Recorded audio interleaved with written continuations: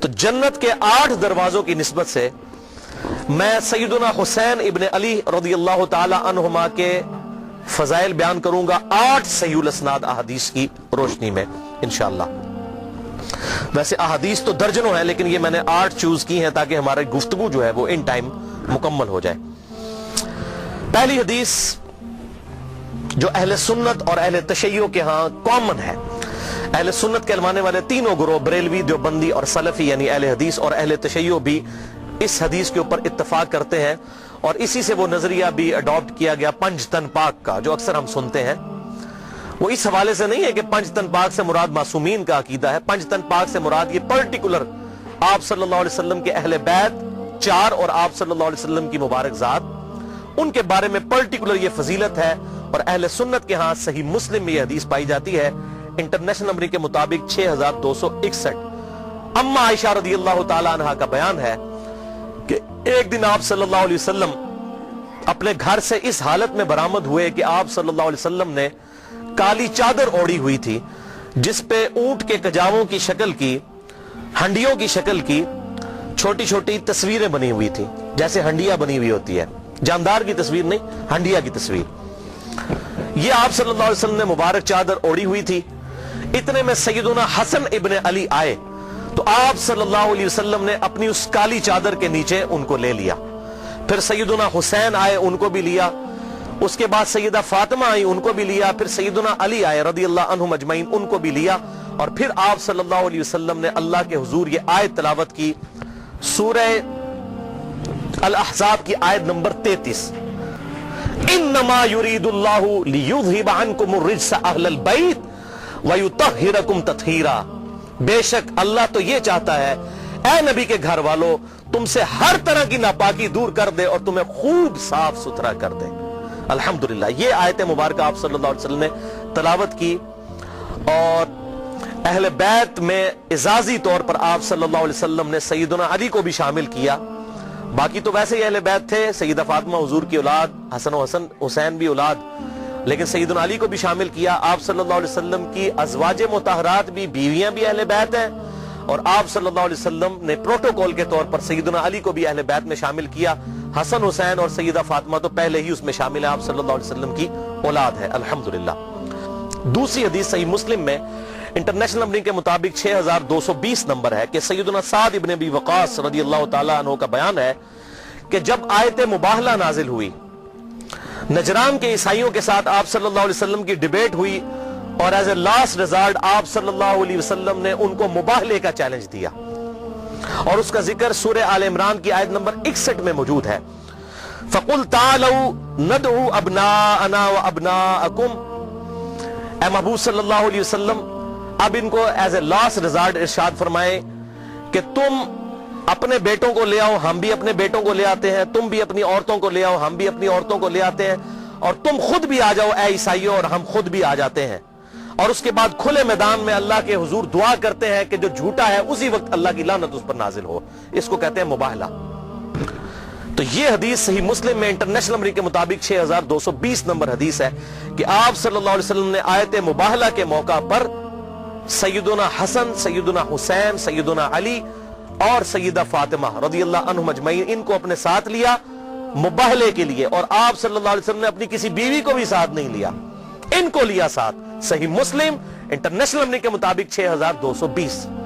اور پھر اللہ کے حضور دعا کی، اللہم ہؤلاء اہل بیتی، اے اللہ یہ میرے اہل بیت ہیں، میں مباہلے کے لیے تیری خدمت میں ان کو پیش کرتا ہوں۔ لیکن سامنے سے وہ عیسائی ڈر گئے، جب حسن و حسین کو دیکھا، ان کے نورانی چہرے دیکھے، تو وہ مباہلہ انہوں نے نہیں کیا۔ کاش مباہلہ کر لیتے تو جان ہی چھوٹ جاتی ان سے، تو وہ بھاگ گئے۔ ان کو پتہ لگ گیا کہ یہ جھوٹے پیغمبر نہیں ہیں جن کی اولاد کو اللہ تبارک و تعالیٰ نے ایسا روب دیا ہے۔ چھوٹی سی عمر میں ان کا روب ان کے اوپر پڑ گیا، اور مباہلے کے لیے وہ سامنے نہیں آئے۔ صحیح مسلم 6220۔ یہ بہت بڑی فضیلت ہے، اور یہ فضیلت سیدنا سعد ابن ابی وقاص نے صحیح مسلم کی اسی حدیث میں آتا ہے، اس موقع پر سیدنا معاویہ رضی اللہ تعالیٰ عنہ کو بیان کی جب انہوں نے سعد ابن ابی وقاص کو مجبور کیا کہ وہ حضرت علی پر لعنت کرے، تو انہوں نے کہا نہیں معاویہ، میں نے رسول اللہ سے 3 باتیں ایسی سنی ہیں علی کے بارے میں، ایک بھی مجھے مل جاتی حالانکہ میں جنتی ہوں تو میرے لیے دنیا اور جو کچھ ہے اس سے بڑھ کر عزیز ہوتا مجھے۔ اس میں ایک بات یہ تھی۔ دوسری انہوں نے کہا غزوہ خیبر کے موقع پر آپ صلی اللہ علیہ وسلم نے فرمایا تھا کل اس شخص کے ہاتھ میں جھنڈا دوں گا جو اللہ اور اس کے رسول سے محبت کرتا ہے، اللہ اور اس کا رسول اس سے محبت کرتے ہیں۔ ہمیں پوری رات نیند نہیں آئی اور آپ صلی اللہ علیہ وسلم نے سیدنا علی کو جھنڈا دیا۔ اور صحیح مسلم میں یہاں تک ہے کہ حضرت عمر کہتے ہیں مجھے پوری زندگی علی پر رشک رہے گا کہ وہ جھنڈا علی کو ملا اور مجھے نہیں ملا۔ یہ صحیح حدیث صحیح مسلم میں ہے۔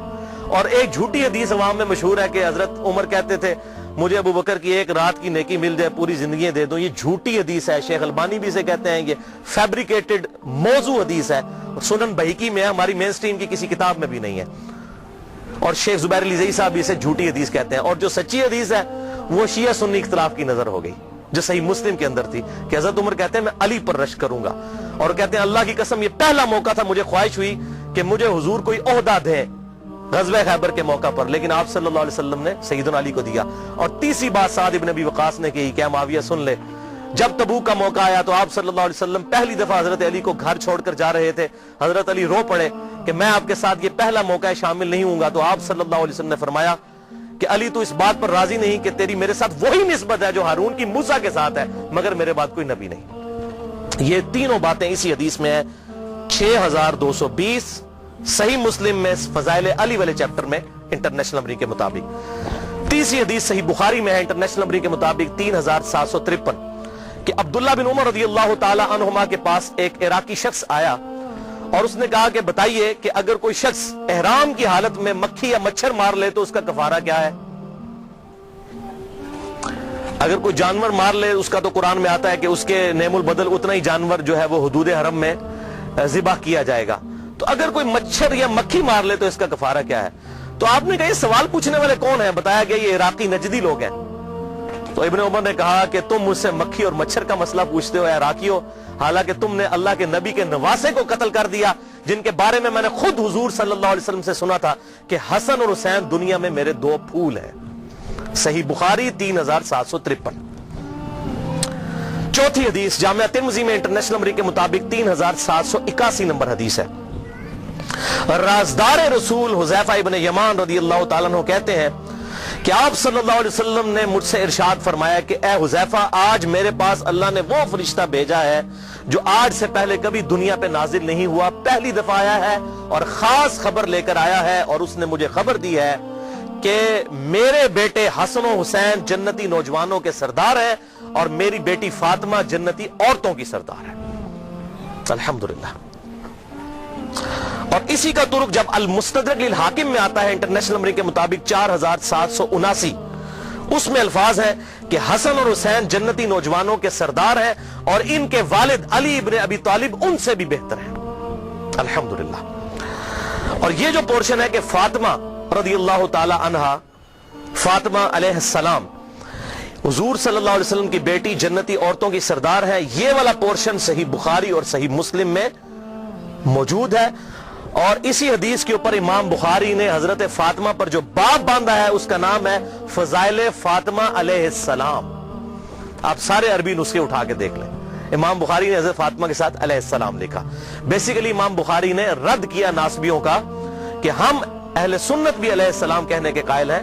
ایون 6318 نمبر حدیث جو صحیح بخاری میں آتی ہے حضرت علی اور فاطمہ کے ساتھ علیہ السلام لکھا، اور صحیح بخاری میں حضرت حسین کے ساتھ علیہ السلام لکھا 3748 نمبر حدیث میں امام بخاری نے۔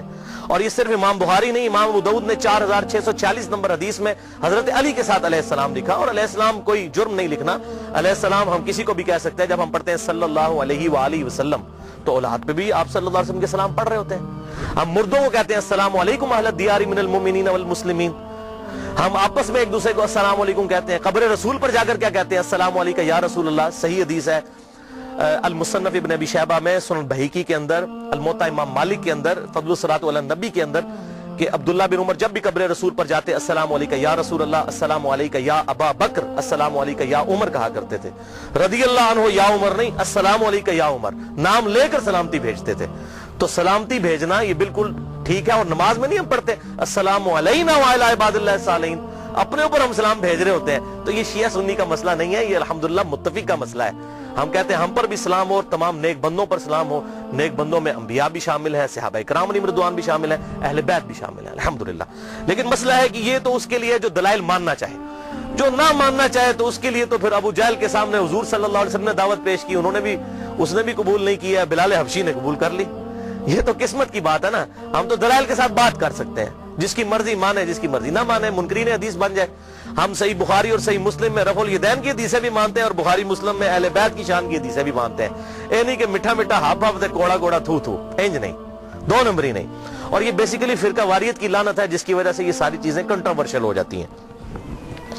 5ویں حدیث جامعہ ترمذی میں انٹرنیشنل نمبر کے مطابق 3775 نمبر ہے کہ آپ صلی اللہ علیہ وسلم نے فرمایا, حسین مجھ سے ہے اور میں حسین سے ہوں, اللہ اس سے محبت کرے جو حسین سے محبت کرتا ہے. حضور صلی اللہ علیہ وسلم کی دعا ہے اس کے لیے. اور اسی سے ملتا جلتا ایک طرق مسند امام احمد میں انٹرنیشنل نمبر کے مطابق 7863 نمبر حدیث ہے, دوسری جلد اور صفحہ 288 پر. سیدنا ابو ہریرہ رضی اللہ تعالیٰ عنہ سے یہ کریٹیکل حدیث ہے کہ سیدنا ابو ہریرہ کہتے ہیں میں نے حضور صلی اللہ علیہ وسلم سے یہ بات خود سنی تھی کہ جس نے حسن اور حسین سے محبت کی اس نے مجھ سے محبت کی, اور جس نے حسن اور حسین سے بغض رکھا اس نے مجھ سے بغض رکھا. اب نبی سے بغض رکھا تو ایمان کہاں باقی رہ گیا. بخاری اور مسلم کی متفق علیہ حدیث ہے, تمہارا ایمان اس وقت تک کامل نہیں ہو سکتا جب تک کہ میں تمہیں تمہارے ماں باپ اولاد سب لوگوں سے بڑھ کر عزیز نہ ہو جاؤں. اور صحیح بخاری میں تو یہاں تک ہے کہ حضرت عمر نے ایک دفعہ حضور کو محبت میں کہا, اے اللہ کے رسول مجھے آپ پوری دنیا میں سب سے بڑھ کر محبوب ہیں سوائے اپنی جان کے. آپ نے فرمایا عمر تیرا ایمان ہی مکمل نہیں, بلکہ تیری جان سے بھی بڑھ کر. ان کا یا رسول اللہ بلکہ آپ مجھے میری جان سے بھی بڑھ کر عزیز ہیں. آپ نے فرمایا ہاں اب عمر تیرا ایمان اب مکمل ہوا. تو جس نے حسن و حسین سے محبت کی اس نے مجھ سے محبت کی, اور جس نے حسن و حسین سے بغض رکھا اس نے مجھ سے بغض رکھا. 6 حدیث صحیح بخاری کے اندر ہے. یہ وہ حدیث ہے انٹرنیشنل نمبر کے مطابق 3748 جس حدیث میں امام حسین کے ساتھ علیہ السلام لکھا ہے امام بخاری رحمہ اللہ نے الحمدللہ. اور لکھتے ہیں کہ جب حسین علیہ السلام کا سر مبارک کاٹ کر یزید کے گورنر عبید اللہ ابن زیاد کے سامنے لا کر رکھا گیا تشت میں, اس کی ٹیبل پہ, آپ اندازہ کریں اس امت نے کیا کیا. حضور کو دنیا سے گئے ابھی بمشکل 50 سال گزرے تھے اور امت نے حضور کی پوری نسل ذبح کر کے رکھ دی ولیعوذ باللہ تعالی, اور آج تک بھگت رہے ہیں اس کو. اور تشت میں لا کر عبید اللہ ابن زیاد گورنر کوفہ جو یزید کی طرف تھے وہاں پر گورنر تھا, اسپیشلی اسی کام کے لیے لگایا گیا. اس سے پہلے وہاں پہ گورنر تھے نعمان ابن بشیر رضی اللہ تعالیٰ عنہ صحابی, وہ حضرت حسین کے ساتھ برا سلوک نہیں کرتے تھے. ہٹا کے اسپیشل یزید نے اس فاسق شخص کو لگایا عبید اللہ ابن زیاد. اس پہ اگر میں بخاری مسلم سے اس کی باتیں بیان کروں تو 1 گھنٹہ الگ چاہیے. یہ کتنا ظالم شخص تھا اور کتنا صحابہ کا یہ گستاخ تھا ولیعوذ باللہ تعالی. تو اس کے سامنے لا کر سر رکھا گیا, صحیح بخاری 3748, اور یہ سر پر چھڑیاں مارنے لگا حضرت حسین کے ولیعوذ باللہ تعالی. حضرت انس ابن مالک پاس بیٹھے تھے, تڑپ اٹھے, انہوں نے کہا اللہ کی قسم تو اس کے حسن میں کلام کرتا ہے, اللہ کی قسم رسول اللہ کے سب سے زیادہ ہم شکل حسین ابن علی تھے. اور دوسری روایتوں میں آتا ہے کہ پھر انہوں نے ڈانٹا, انہوں نے کہا کہ تو اس ہونٹ پر ان ہونٹوں کے اوپر چھڑیاں مارتا ہے, اور میں نے اپنے محبوب صلی اللہ علیہ وسلم کو ان ہونٹوں کو چومتے ہوئے دیکھا ہے کئی بار. اللہ اکبر. 7ویں حدیث مسند امام احمد میں انٹرنیشنل نمبر کے مطابق 648 جلد 1 صفحہ 85 پر, بڑی کریٹیکل حدیث ہے. صفین سے جب سیدنا علی رضی اللہ تعالیٰ عنہ واپس آ رہے تھے اور نہروان کے لیے خوارج کے خلاف قتال کے لیے جا رہے تھے, اس دوران فرات کے کنارے آپ رکے. اس حدیث سے آپ کو پتہ چلے گا کہ حضور کو یہ غیبی خبریں اللہ نے پہلے دے دی تھی کہ آپ کی امت آپ کے اہل بیت کے ساتھ برا سلوک کرے گی. تو آپ فرات کے کنارے رکے اور کہا اصبر ابا عبداللہ, اے ابا عبداللہ صبر کرنا. حضرت حسین کی یہ کنیت تھی, حسین صبر کرنا, حسین صبر کرنا, حسین صبر کرنا. تو ساتھیوں نے کہا کہ یہ آپ کس سے باتیں کر رہے ہیں؟ تو انہوں نے کہا مجھے حدیث یاد آ گئی. آپ صلی اللہ علیہ وسلم کی خدمت میں ایک دفعہ حاضر ہوا, آپ صلی اللہ علیہ وسلم کے چشمان کرم سے زار و قطار آنسو رواں تھے. سیدنا حسین کو آپ صلی اللہ علیہ وسلم نے اٹھایا ہوا تھا, اور میں نے کہا اے اللہ کے رسول آپ کو کس نے غمگین کر دیا؟ تو حضور صلی اللہ علیہ وسلم نے فرمایا کہ ابھی ابھی جبرائیل میرے پاس آئے تھے اور انہوں نے مجھے خبر دی کہ آپ اپنے اس بچے سے اتنا پیار کرتے ہیں اور آپ کی امت اسے فرات کے کنارے پیاسا قتل کر دے گی۔ تو میں اپنے جذبات پر قابو نہیں رکھ سکا اور میرے آنسو روا ہو گئے، اور پھر جبرائیل نے ایک ہاتھ مارا اور لا کر کربلا کی سرخ مٹی بھی مجھے دکھائی۔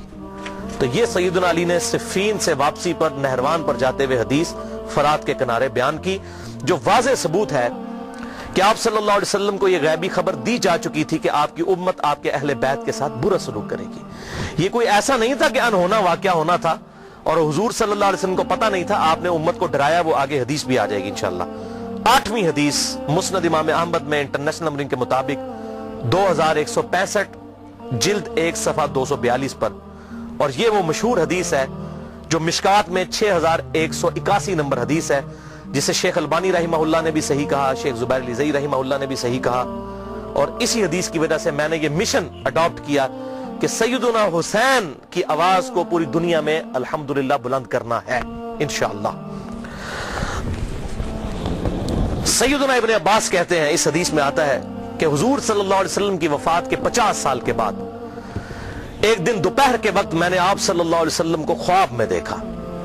آپ صلی اللہ علیہ وسلم کی پرانگدہ حالت، بال بکھرے ہوئے، جسم پرانگدہ اور پریشانی کے عالم میں کھڑے ہیں، اور ہاتھ میں خون کی ایک شیشی اٹھائی ہوئی ہے۔ تو ابن عباس کہتے ہیں صحابی کہ میں نے کہا اللہ کے رسول، میرے ماں باپ آپ پر قربان، یہ آپ کی کیا حالت ہے؟ تو آپ صلی اللہ علیہ وسلم نے فرمایا کہ آج میرے حسین اور اس کے ساتھیوں کو کربلا میں قتل کر دیا گیا، میں صبح سے اس شیشی میں ان کا خون جمع کر رہا ہوں۔ حضرت ابن عباس کانپ کر اٹھے اور وہ دن اور تاریخ نوٹ کی، اور بعد میں پتا چلا کہ اسی دن 10 محرم الحرام 61 ہجری میں حضرت حسین کو ان کے ساتھیوں سمیت شہید کیا گیا۔ 18 اہل بیت میں سے تھے، اور 64 جو ہے 54 وہ دوسرے لوگ تھے، ٹوٹل 72 لوگ شہید کیے گئے۔ اور بعد میں ان کو یہ خبر آئی، ظاہر ہے کہ اس وقت تو میڈیا نہیں تھا، کافی عرصے بعد خبر آتی تھی، تو ابن عباس نے خواب یاد رکھا ہوا تھا۔ اور یہاں پر یاد رکھیں، بخاری اور مسلم کی متفق علیہ حدیث ہے، آپ صلی اللہ علیہ وسلم نے فرمایا جس نے مجھے خواب میں دیکھا اس نے مجھے کو دیکھا، میری شکل میں شیطان نہیں آ سکتا۔ اور صحابہ کرام کو حضور کی شکل مبارک کا بالکل ایگزیکٹ پتا تھا۔ ابن عباس حضور کے صحابی بھی ہیں، حضور کے کزن بھی ہیں الحمدللہ، لہذا اس خواب میں کوئی شک نہیں ہے، یہ اللہ تعالیٰ کی طرف سے خواب دکھایا گیا، اور یہ تمثیل تھی ایک، یہ نہیں تھا کہ آپ صلی اللہ علیہ وسلم کو کربلا میں موجود تھے، یہ تمثیل دکھائی گئی۔ جیسا کہ بخاری میں آتا ہے کہ غزوہ احد سے پہلے آپ صلی اللہ علیہ وسلم نے خواب دیکھا کہ آپ کے سامنے گائے ذبح ہو رہی ہے، تو آپ نے اس سے یہ تعبیر کی کہ میرے صحابہ قتل کر دیے جائیں گے احد کے میدان میں۔ اب گائے کا اور صحابہ کا کیا تعلق ہے؟ لیکن یہ ایک تمثیل بیان کی، یہ خواب الگ سے ایک محکمہ ہے، یہ نہیں ہوتا کہ مجھے آپ اگر خواب میں دیکھیں تو مجھے نہیں پتا ہوگا آپ نے مجھے خواب میں دیکھا ہے، یہ اللہ تعالیٰ تمثیلاً ایک خواب دکھاتا ہے، اور وہ اللہ تعالیٰ نے اپنے محبوب صلی اللہ علیہ وسلم کو خواب میں دکھایا حضرت ابن عباس کو، تاکہ امت تک یہ بات پہنچ جائے۔ بہرحال یہ ساری احادیث میرے ان ریسرچ پیپرز میں موجود ہیں، انشاءاللہ آپ کو لیکچر کے اینڈ پہ مل بھی جائیں گے سب لوگوں کو۔ یہاں پر میں ایک حدیث ضرور بیان کروں گا کہ ہمارے محبوب امام کائنات سید الاولین والآخرین شفیع المذنبین رحمت للعالمین سیدنا و مولانا امام اعظم محمد رسول اللہ صلی اللہ علیہ وآلہ وسلم نے اپنی وفات سے تقریباً 2.5 سے 3 مہینے پہلے ایک خطبہ دیا جو اہل سنت اور اہل تشیع کے ہاں کامن پایا جاتا ہے۔ اس حدیث کو غدیر خم کی حدیث کہتے ہیں۔ اہل سنت کے ہاں 4 احادیث ہیں اوپر تلے صحیح مسلم میں، انٹرنیشنل نمبر کے مطابق فضائل علی والے چیپٹر میں صحیح مسلم میں 6225 6226 6227 اور 6228 4 طرق امام مسلم رحمہ اللہ تعالی فضائل علی والے چیپٹر میں لے کر آئے غدیر خم کی حدیث کہ آپ صلی اللہ علیہ وسلم نے حجۃ الوداع سے واپسی پر 18 ذوالحجہ کو خم نامی گاؤں میں پانی کے لیے پڑاؤ کیا، اور آپ صلی اللہ علیہ وسلم نے کنکلوڈنگ گفتگو وہاں پر کی۔ آپ صلی اللہ علیہ وسلم کے لیے اونٹ کے پالان کا ممبر تیار کیا گیا۔ آپ صلی اللہ علیہ وسلم نے صحابہ اکرام کو مخاطب کیا اور کہا کہ اے لوگو آگاہ ہو جاؤ، میں بھی ایک انسان ہوں، قریب ہے کہ اللہ کا قاصد یعنی موت کا فرشتہ میرے پاس آئے اور میں اس کی دعوت قبول کر لوں۔ ہر شخص نے دنیا سے جانا ہے، میں نے بھی جانا ہے۔ میں اپنے بعد تم میں 2 بھاری چیزیں چھوڑ کر جا رہا ہوں، ان میں سے پہلی چیز اللہ کی کتاب ہے، اس میں ہدایت ہے، اس میں نور ہے. تم اللہ کی کتاب کو پکڑو، اپنا تعلق اس کتاب کے ساتھ مضبوط کرو. اللہ کی کتاب اللہ کی رسی ہے، جو اسے پکڑے گا ہدایت پر ہوگا، جو اسے چھوڑ دے گا گمراہ ہو جائے گا. وَاعْتَصِمُوا بِحَبْلِ اللَّهِ جَمِيعًا وَلَا تَفَرَّقُوا، یہ ہے اللہ کی رسی. اور پھر زید ابن ارقم کہتے رہے آپ صلی اللہ علیہ وسلم ہمیں ترغیب دلاتے رہے اللہ کی کتاب، اللہ کی کتاب، اللہ کی کتاب. اس کے بعد آپ صلی اللہ علیہ وسلم نے ارشاد فرمایا دوسری چیز، بھاری چیز میرے اہل بیت ہیں. میں اپنے اہل بیت کے معاملے میں تمہیں اللہ کا خوف دلاتا ہوں، میں اپنے اہل بیت کے معاملے میں تمہیں اللہ کا خوف دلاتا ہوں، میں اپنے اہل بیت کے معاملے میں تمہیں اللہ کا خوف دلاتا ہوں. لیکن امت نہیں ڈری. اور یہ حدیث ہے صحیح مسلم میں، جو اہل سنت کے بڑے بڑے علماء کو بھی نہیں پتا کہ صحیح مسلم میں یہ 4 حدیثیں ہیں. کیوں؟ ان کو وہ حدیث بتائی جاتی ہے جو ہماری مین سٹریم کی کتابوں میں بھی نہیں ہے، باہر ہے المستدرک للحاکم میں. اس سے بہت کمزور درجے کی روایت ہے، حسن درجے کی ہے، اس سے بہت کمزور ہے وہ. یہ تو مسلم کی حدیث ہے. انٹرنیشنل نمبر کے مطابق المستدرک للحاکم میں کتاب العلم چیپٹر میں 318 نمبر حدیث کہ میں اپنے بعد 2 ایسی چیزیں چھوڑ کر جا رہا ہوں جن کو مضبوطی سے پکڑ لوگے کبھی گمراہ نہیں ہوگے. ایک اللہ کی کتاب اور دوسرے اس کے رسول صلی اللہ علیہ وسلم کی سنت. یہ حجۃ الوداع پر آپ نے فرمایا تھا، لیکن یہ اس کے بھی بعد کا خطبہ ہے، اس کو بھی سپر سیڈ کرنے والا، جو صحیح مسلم میں ہے کہ کتاب اللہ کو پکڑنا اور اہل بیت کے معاملے میں اللہ سے ڈراتا ہوں، ان کے ساتھ اس نے سلوک کرنا. لیکن امت نے اہل بیت کا وہ حشر کیا کہ کسی نبی کی امت نے اپنے نبی کے ماننے والوں کے ساتھ یہ نہیں کیا. کافروں نے ضرور کیا، لیکن یہ ایک یونیک مثال ہے کہ مسلمانوں نے جو نمازوں میں اللہم صلی علی محمد وعلی آل محمد پڑھتے رہے اور آل محمد ذبح کر دی. یہ درود شریف کس منہ سے پڑھتے ہیں؟ وَلِعَاذُ بِاللَّهِ تَعَالَى.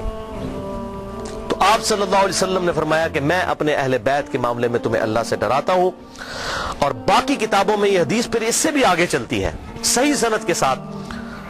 جامعہ ترمذی میں 3713، مسند امام احمد میں 19321، سنن نسائی الکبریٰ میں 8478 اور امام ابن ابی عاصم کی کتاب السنہ میں 1158 نمبر. یہ 4 میں نے حوالے دے دی ہیں. یہ حدیث آگے بھی چلتی ہے اور شیخ البانی رحمہ اللہ نے اپنے سلسلہ احادیث صحیحہ میں 1750 نمبر حدیث کے اندر یہی احادیث کے کو کم از کم 22 طرق لیے 22 صحابہ سے اور کہا کہ حدیث متواترہ ہے غدیر خم کی حدیث. اور شیخ زبیر علی زئی صاحب نے بھی مشکات کی تحکیم کے دوران 6091 نمبر حدیث اور 6103 نمبر حدیث کے فٹ نوٹ پہ لکھا کہ یہ حدیث متواترہ ہے غدیر خم کی حدیث، جو آگے بھی چلتی ہے کہ پھر آپ صلی اللہ علیہ وسلم نے سورۃ الاحزاب کی آیت نمبر 6 تلاوت کی. النبی اولا بالمؤمنین من انفسہم وازواجہ امہاتہم. نبی صلی اللہ علیہ وسلم مومنین کی جانوں پر ان کی جانوں سے بڑھ کر حق رکھتے ہیں اور نبی کی بیویاں امت کی مائیں ہیں. پھر آپ صلی اللہ علیہ وسلم نے صحابہ کرام سے مخاطب ہو کر کہا غدیر قم پر، اے میرے صحاب، اس آیت کی روشنی میں کیا تم گواہی دیتے ہو کہ اللہ تمہارا رب ہے؟ سب نے کہا بلا یا رسول اللہ، کیوں نہیں یا رسول اللہ صلی اللہ علیہ وسلم. پھر آپ صلی اللہ علیہ وسلم نے فرمایا کہ کیا تم اللہ اور اس کے رسول کو سب سے بڑھ کر محبوب رکھتے ہو اس آیت کے تحت؟ سب نے کہا یا رسول اللہ کیوں نہیں. پھر آپ صلی اللہ علیہ وسلم نے مولا علی کا ہاتھ پکڑا وہاں پر غدیر خم پہ اور یوں صحابہ کے درمیان بلند کیا. پھر آپ نے کہا من کنت مولاہ فہذا علی مولاہ. پھر جو مجھے دلی محبوب رکھتا ہے وہ علی کو بھی دلی محبوب رکھے، جس کا مولا میں اس کا مولا علی. اور پھر اسی حالت میں آپ نے فرمایا اے اللہ اس سے محبت رکھ جو علی سے محبت رکھے، اس سے بغض رکھ جو علی سے بغض رکھے. اس موقع پر آپ صلی اللہ علیہ وسلم نے ارشاد فرمایا. تو مولا کا مطلب ہے دلی محبوب، مشکل کشا، حاجت روا نہیں. مولانا ہم اپنے مولویوں کو جو کہہ رہے ہوتے ہیں مولانا، اس کا کیا مطلب ہوتا ہے؟ ہمارے دلی محبوب. قرآن میں آیا سورہ تحریم کی آیت نمبر 4 میں فَإِنَّ اللَّهَ هُوَ مَوْلَاهُ وَجِبْرِيلُ وَصَالِحُ الْمُؤْمِنِينَ. نبی کا مولا ہے اللہ، جبریل، ایمان والے اور تمام فرشتے نبی کے مولا ہیں اور نبی ان کے مولا ہیں دلی محبوب. جو مولا کا مشکل کشا والا معنی ہے وہ اللہ کے لیے خاص ہے. یہاں پر معنی آپ دیکھیں کیا کہا کہ میں تم پر تمہاری جانوں سے بڑھ کر حق رکھتا ہوں، دلی محبوب. النبی اولا بالمؤمنین، نبی اولا ہے. اولا مولا یہ تمام الفاظ دلی محبوب کے لیے، جگری یار کے لیے. تو یہ اس کا مشکل کشا معنی لینا بالکل ظلم ہے. بھائیو قرآن پاک میں واضح طور پر آیا ایاک نعبدو و ایاک نستعین، اے اللہ ہم صرف تیری ہی عبادت کرتے ہیں، غائب میں مدد کے لیے صرف تجھی کو پکارتے ہیں۔ یہ تو جھگڑا ہی نہیں ہے کہ سیدنا علی رضی اللہ تعالیٰ عنہ کو اختیار ہے یا نہیں، مولا علی کو اختیار ہو، شیخ عبد القادر جیلانی کو اگر اختیار ہو تب بھی ان کو غائب میں دعا کے لیے نہیں پکار سکتے۔ مولا علی اپنی نمازوں میں اللہ کو پکارتے تھے، مولا علی کا ماننے والا وہی ہوگا جو مولا علی کی سنت پر عمل کرتے ہوئے اللہ کو پکارے گا، یا حی یا قیوم برحمتک استغیث، حسبنا اللہ ونعم الوکیل، لا الہ الا انت سبحانک انی کنت من الظالمین۔ بارش کون برساتا ہے؟ اللہ۔ ڈیوٹی کس کی ہے؟ فرشتوں کی۔ تو بارش فرشتوں سے مانگیں گے یا اللہ سے؟ اللہ سے۔ تو سیدنا علی کو اگر اختیار ہو بھی تب بھی ان کو پکاریں گے نہیں۔ ہاں ظاہری اسباب وہ معاملہ بالکل ڈیفرنٹ ہے، میں آپ کو کہتا ہوں مجھے پانی پلا دے، بالکل ٹھیک ہے، لیکن آپ وہاں بغداد میں دفن ہے، بغداد میں بھی قبر میں، اور کہتے ہیں میں آپ کو کہتا ہوں مجھے پانی پلا دیں، وہی بات وہی جملہ صرف کوآرڈینیٹس فریم آف ریفرنس بدلنے کی وجہ سے غائب میں پکارنا ہو جائے گا، اور غائب میں پکارنا عبادت ہے، اور عبادت جو ہے وہ اللہ کے ساتھ خاص ہے۔ اسی لیے قرآن میں کہا گیا ایاک نعبدو، اے اللہ عبادت بھی تیری کرتے ہیں، و ایاک نستعین، اور غائب میں مدد یعنی دعا کے لیے اپروپریٹ ٹرانسلیشن ہے ایاک نستعین کی، دعا تجھ سے کرتے ہیں، دعا ہوگی اللہ سے۔ بہرحال اسی حدیث غدیر خم کی حدیث کی سپورٹ میں صحیح مسلم میں کہتا ہوں بڑی اسٹانشنگ حدیث ہے، جو مولا علی نے صفین کے مقام پر جب تحکیم کا ایشو اٹھنے والا تھا اس وقت اصحاب کو جمع کر کے کہا۔ صحیح مسلم انٹرنیشنل نمبرنگ کے مطابق 240 نمبر حدیث، اور امام مسلم اسے کتاب الایمان والے چیپٹر کے اندر لے کر آئے ہیں کہ سیدنا علی نے کہا کہ اس ذات کی قسم کہ جس نے دانے کو پھاڑ کر اس میں سے اناج اگایا اور تمام مخلوقات کو پیدا کیا، نبی امی صلی اللہ علیہ وسلم نے مجھ سے یہ عہد لیا تھا کہ علی سے محبت نہیں رکھے گا مگر مومن، اور علی سے بغض نہیں رکھے گا مگر منافق۔ محبت علی از دا لٹمس ٹیسٹ آف ایمان۔ آج کسی کو چیک کرنا ہے کہ مومن ہے یا منافق ہے، دیکھ لیں مولا علی کی محبت ہے تو مومن ہے، اور مولا علی کا بغض ہے تو پکا منافق ہے۔ یہ شیعہ سنی کا مسئلہ ہی نہیں ہے، یہ تو بات ہی بہت آگے چلی گئی ہے۔ صحیح مسلم کتاب الایمان 240 نمبر حدیث کہ علی سے محبت نہیں رکھے گا مگر مومن، علی سے بغض نہیں رکھے گا مگر منافق۔ اور یہ پرٹیکولرلی دو ہی لوگوں کے بارے میں یہ بات آئی ہے، بخاری اور مسلم میں دوسرے انصار کے بارے میں آیا کہ انصار سے صرف مومن ہی محبت رکھیں گے اور انصار سے صرف بغض منافق ہی رکھیں گے۔ اور آپ دیکھ لیں انصار کے ساتھ واقعہ حرہ میں یزید نے جو کچھ کیا، قتل عام ان کا، اور یہاں پر مولا علی کے خلاف جو لوگ کھڑے ہوئے ان کے معاملات بھی بالکل سامنے ہیں۔ لہٰذا یہ جو غدیر خم کا خطبہ ہے آپ صلی اللہ علیہ وسلم نے خم نامی گاؤں میں کیوں دیا، اس کی ایک ٹیکنیکل ریزن ہے۔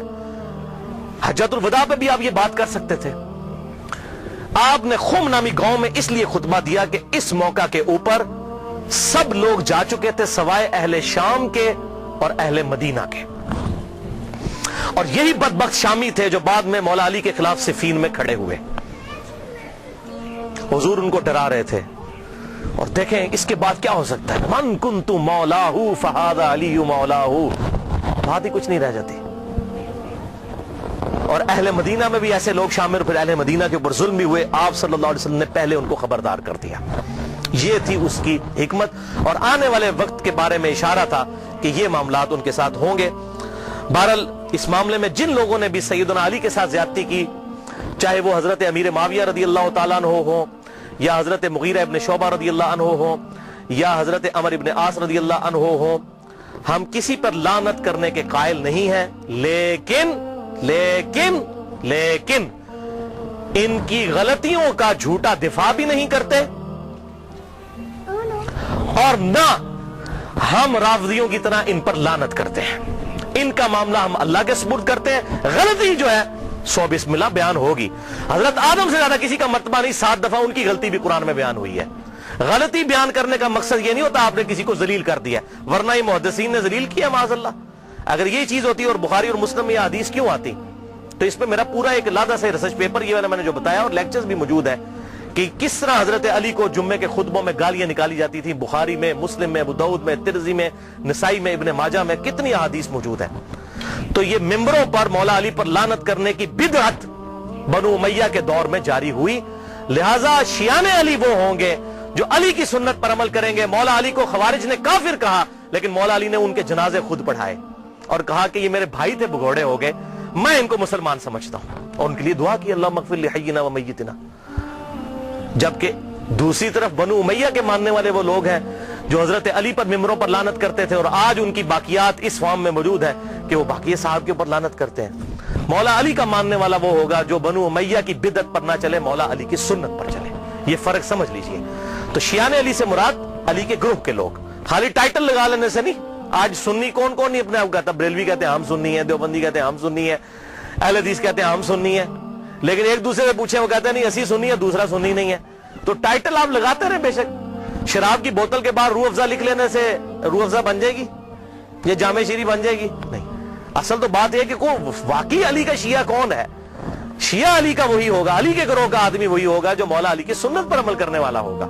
اور مولا علی نے ہمیں یہی درس دیا ہے کہ کسی بھی شخص کے اوپر لعنت نہ کی جائے۔ یہ لعنت کرنا تو بنو امیہ کی بدعت ہے۔ جو ان کے طریقے پر چلنا چاہتے ہیں، ان کی پارٹی میں قیامت والے دن اٹھنا چاہتے ہیں تو بے شک اٹھیں۔